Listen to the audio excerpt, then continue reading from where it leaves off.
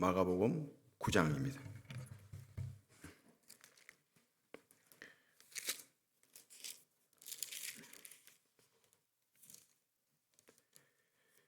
마가복음 9장 30절에서 37절 말씀까지만 보시겠습니다.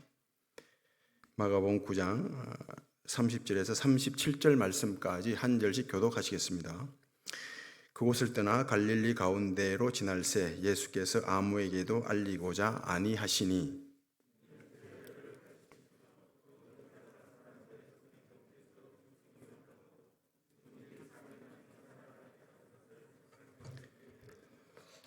그러나 제자들은 이 말씀을 깨닫지 못하고 묻기도 두려워하더라.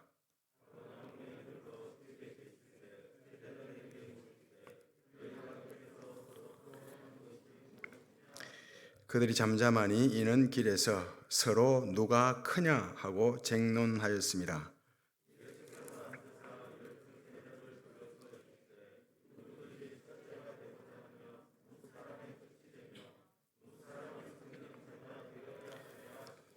어린아이 하나를 데리다가 그들 가운데 세우시고 안으시며 제자들에게 이르시되 누구든지 내 이름으로 이런 어린아이 하나를 영접하면 곧 나를 영접하며 누구든지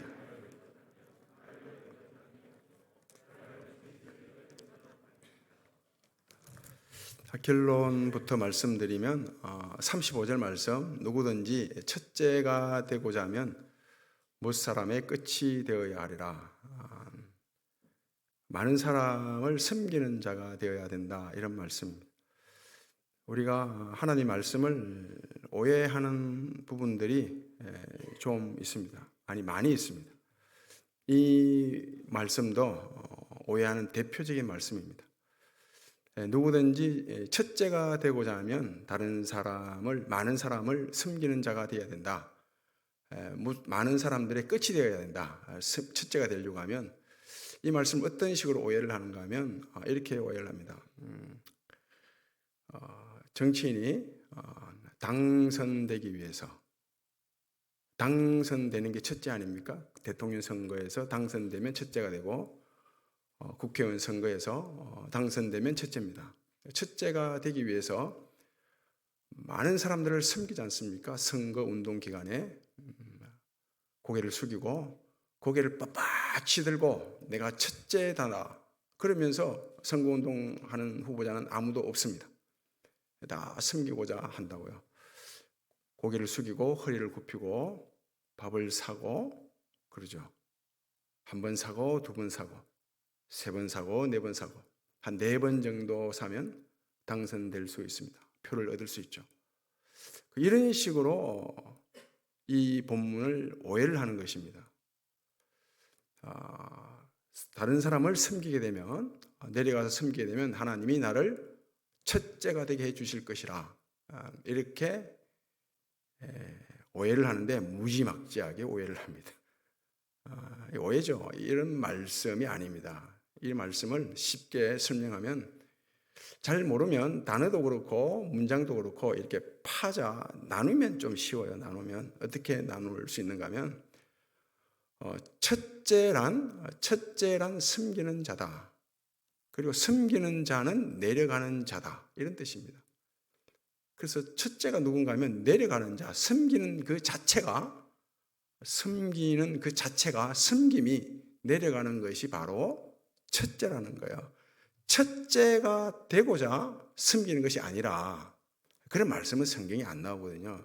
그건 정치인들 선거운동할 때 나오는 그런 말이고 첫째는 섬기는 자가 첫째고 내려가는 자가 첫째라는 것입니다.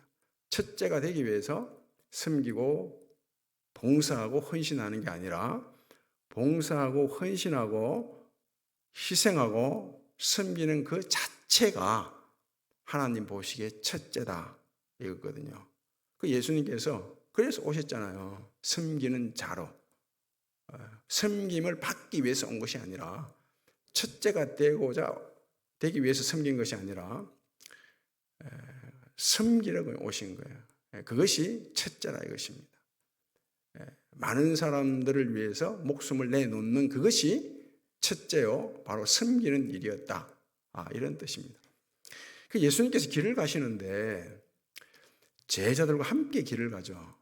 분명히 길을 갑니다. 가는데 제자들과 함께 길을 가는데 예수님의 생각과 마음 그리고 제자들의 생각과 마음이 서로 달랐죠. 이게 문제예요. 이게 길을 가는데 같이 길을 가게 되면 생각이 같고 마음이 같아야 하는데 같지 않을 때 마음이 다르고 생각이 다를 때는 삶을 허비할 수밖에 없는 거죠. 동상이몽이라고 하죠. 지금 예수님께서 길을 가시는데 제자들과 함께 가시는데 예수님의 생각은 31절에 나오지 않습니까? 내가 예루살렘에 가서 십자가에 죽게 되고 부활하게 될 것이라. 이게 예수님의 생각이고 마음입니다. 길을 가는 목적이에요. 그런데 제자들은 그런 생각을 못한 거죠.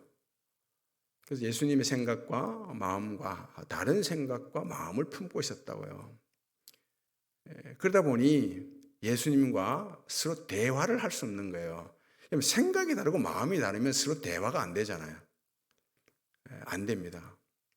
그래서 예수님께서 내가 십자가에 가서 죽고 부활할 것이라 이렇게 말씀하니 더 이상 묻는 자가 없는 거예요. 제자들 가운데.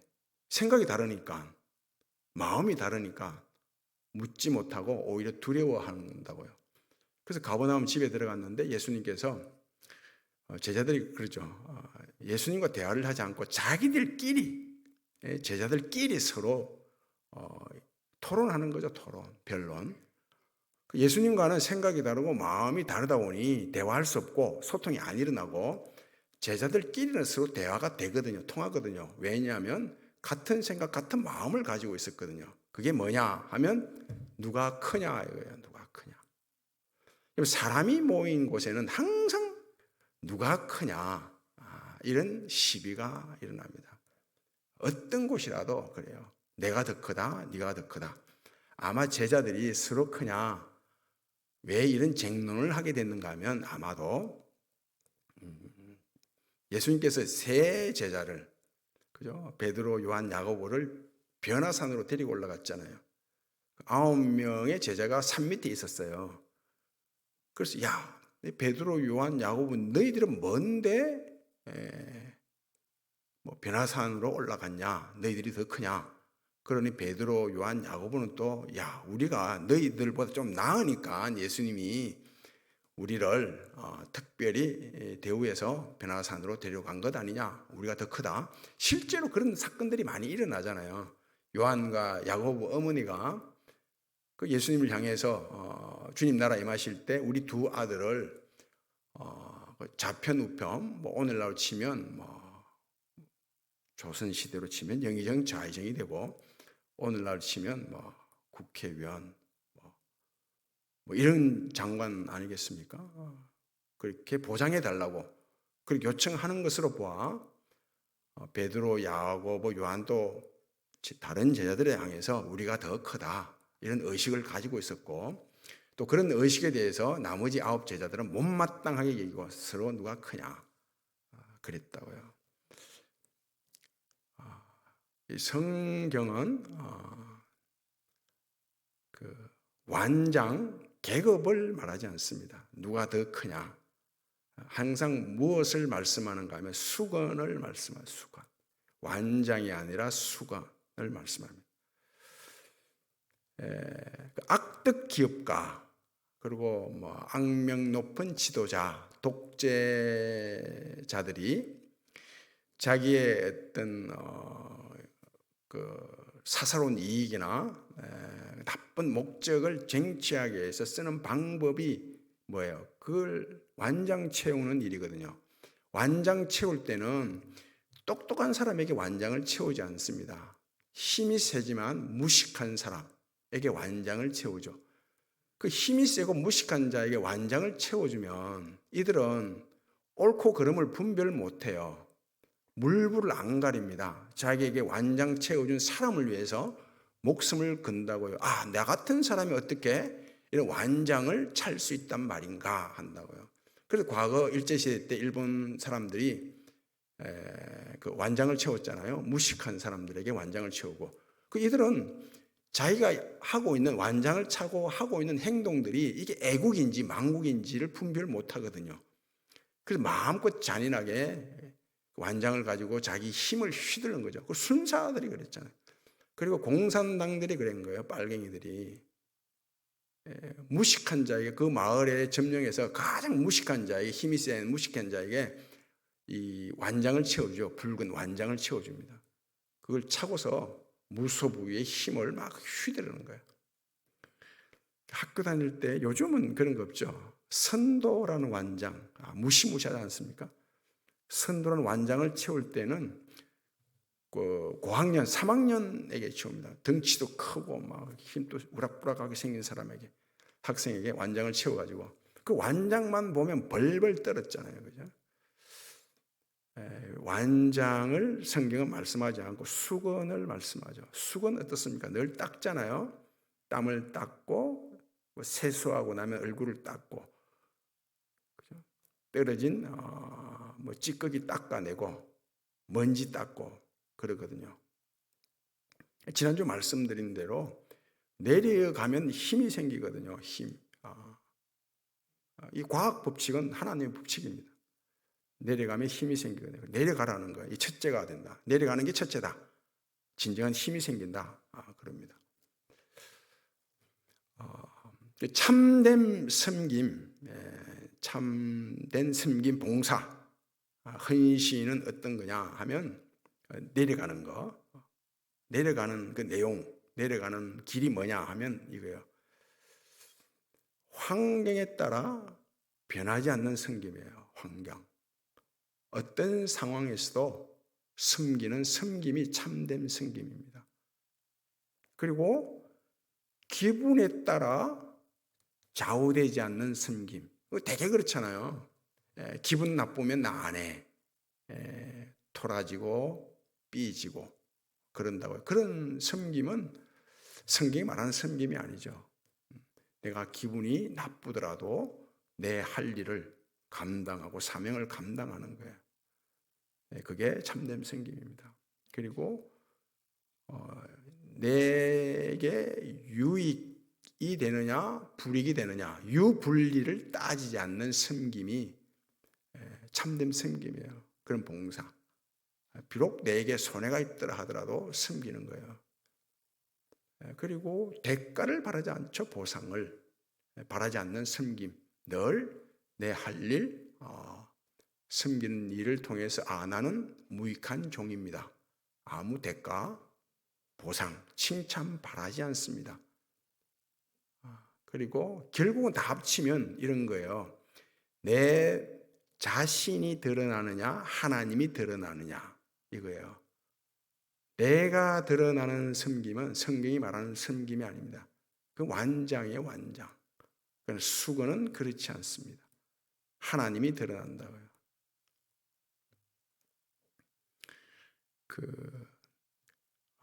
노블레스 오블리주라는 말 많이 들어보셨잖아요. 알잖아요. 영국과 프랑스가 100년 전쟁할 때 영국 에드워드 3세가 프랑스 칼레 지방을 점령했잖아요. 점령하시면 뭐 전쟁이니까 다 죽이잖아요. 다 죽이려고 하니까 살려달라는 거예요. 제발 항복할 테니까 우리를 죽이지는 말라. 그러면 좋다. 너희 마을에 도시에 가장 뭐 유명하다는 지도자 6명이 스스로 항복한다는 의미로 다 뭐 자결하라. 그러면 그 마을 사람 도시 사람 다 살려주겠다. 그랬는데 그 6명 시장을 비롯해서 시장 뭐 법률가 하여튼 6명의 지도자가 스스로 교수대 처형을 원합니다. 우리를 죽여달라. 우리를 죽여주고 다 백성들 우리 도시 사람들 다 살려달라. 이런 모습을 본 에드워드 3세가 감동을 하죠. 다 살려주버립니다. 6명도 살려주고. 여기서 노블레스 오블리주라는 말이 나왔죠. 사회 지도층의 책임. 그 지도자는 그 자리가 가지는 어떤 영광이 있고 권력이 있잖아요. 있지만 그것을 책임져야 된다는 거예요. 책임. 닭이 그 벼슬도 있고 알도 낳잖아요. 그 닭의 진정한 가치, 닭의 본분은 그 돋보이게 하는 벼슬에 있는 것이 아니라 알을 낳는 데 있죠. 알. 백숙이 되는데 닭의 본분이 있는 것입니다. 푹 삼킨 백숙. 이게 닭의 본분이고 사명입니다. 프랑스의 천재 화가, 천재 시인, 천재 연출가, 천재 희곡가, 천재 디자인, 하여튼 천재점 다 부순 사람이 있는데 그 사람이 누군가 하면 장 콕토라는 사람이에요. 이 사람이 칸 영화제 로고까지 다 설계하고 디자인하고 그랬는데 정말 대단한 사람입니다. 이 사람이 이렇게 말을 했어요. 사람과 사물을 대할 때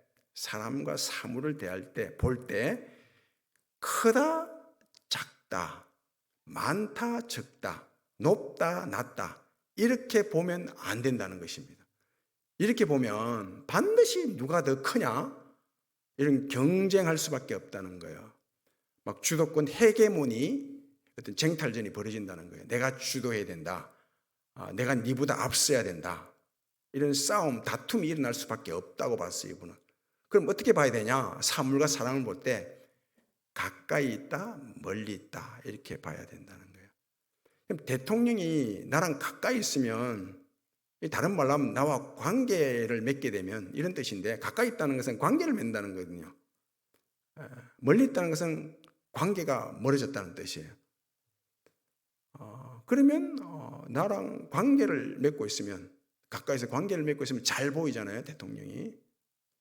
하늘의 별이 멀리 있는데 아주 멀리 있는데 그 하늘의 별과 내가 관계를 맺고 있으면 그 별이 내게 와서 뭐가 돼요? 시가 된다고요. 그런 뜻이에요. 과수원에 과일이 굉장히 많은데 이 과일들이 나랑 관계가 없으면 아무리 많더라도 나랑 멀어져 있는 거예요. 그런 나랑 관계가 있으면 그 과일이 내 가까이 있는 거죠. 그래서 멀리 있다 가까이 있다 이렇게 사람과 사물을 대해야 된다. 사랑도 용서도 섬김도 헌신도 나랑 관계를 맺고 있으면 내 가까이 있는 거예요. 나랑 관계가 없으면 관계를 맺고 있지 않으면 멀리 있는 거예요. 나와 상관없는 것들이 되고 마는 거죠. 섬김과 희생과 헌신이. 우리가 잘 아는 그 누가복음 18장에 바리새인이 기도하죠. 하나님 나는 11조를 하고 금식도 하고 구제를 합니다. 그리고 그 중앙에서 하는 거예요. 중앙에서 다 들으라고 하는 겁니다. 그리고 세리가 저 구석 후미진 곳에서 가슴을 치면서 주여 나를 불쌍히 여겨 주옵소서. 이 본문도 이 말씀도 우리가 오해를 많이 하는데 오해를 많이 하죠. 오해를. 어떤 식으로 오해한지는 이미 많이 들었기 때문에 말할 필요가 없고 이 말씀은 어떤 말씀인가 하면 이런 뜻입니다. 11조를 하는 것, 구제하는 것, 금식하는 것 내가 굳이 중앙에 서서 다른 사람 성도들에게 알리지 않아도 다 알죠? 다 알지 않나요? 내가 굳이 얘기하지 않아도 떠버리지 않아도 자랑하지 않아도 다 안다고요. 먼저 자기 자신이 알아요. 바로 옆에 있는 성도가 알죠. 무엇보다 하나님이 알죠. 다 알고 있는 걸 굳이 얘기할 필요가 없잖아요. 자랑할 필요가 없죠. 그런 뜻이에요. 근데 세리는 가슴을 치면서 불쌍히 여기달라고 합니다.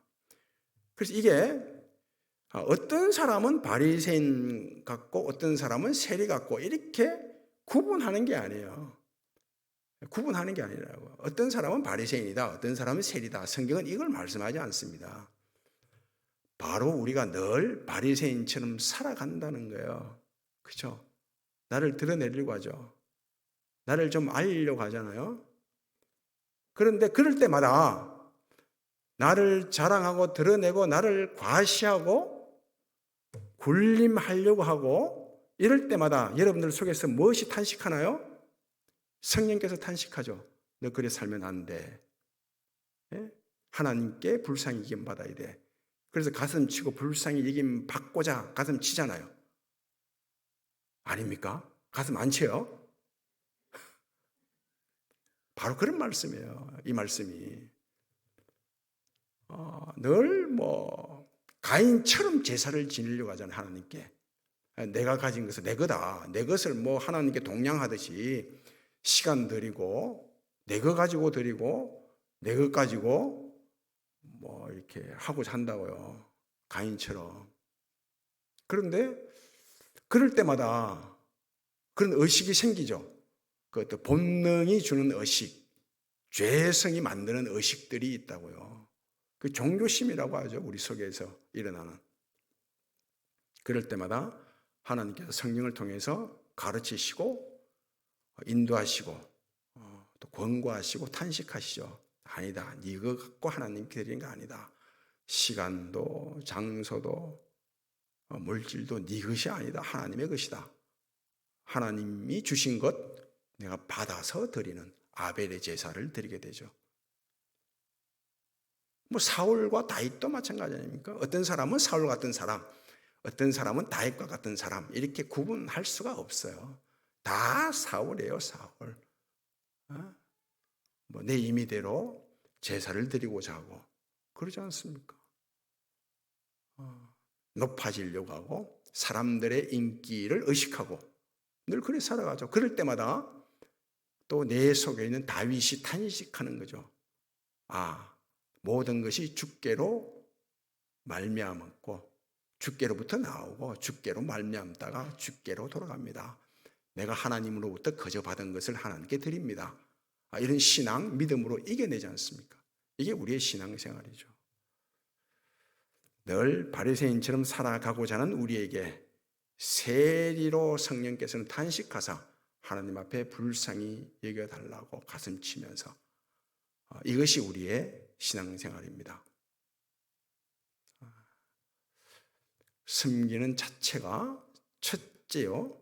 봉사하고 헌신하는 자체가 첫째요. 그래서 하나님이 인정하시고 복을 주시고 하나님의 인도하심을 받는 그런 복된 삶을 살아가는 그런 은혜가 있기를 바랍니다.